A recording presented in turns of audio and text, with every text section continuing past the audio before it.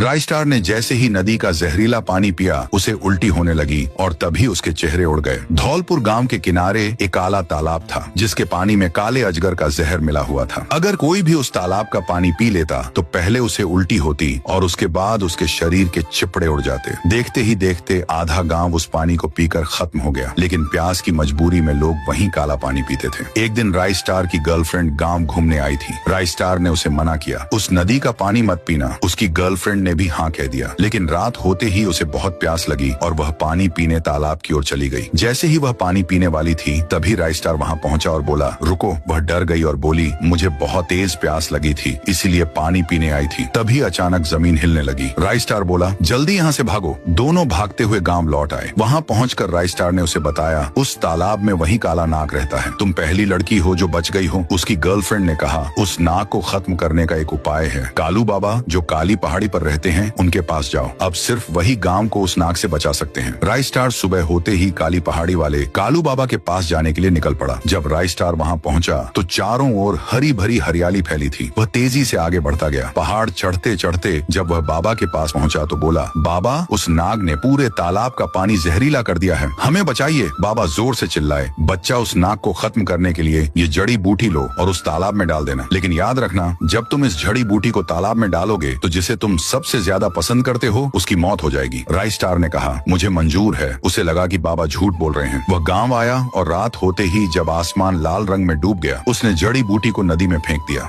अचानक एक तेज दहाड़ गूंजी और उस तालाब का पानी लाल हो गया, लेकिन उसके बगल में खड़ी राय स्टार की गर्लफ्रेंड को अचानक उल्टी आने लगी और तभी उसके चितड़े उड़ गए। राय स्टार को तभी बाबा की कही हुई बात याद आई, जब तुम जड़ी बूटी को तालाब में डालोगे तुम्हारे किसी खास की मौत हो जाएगी।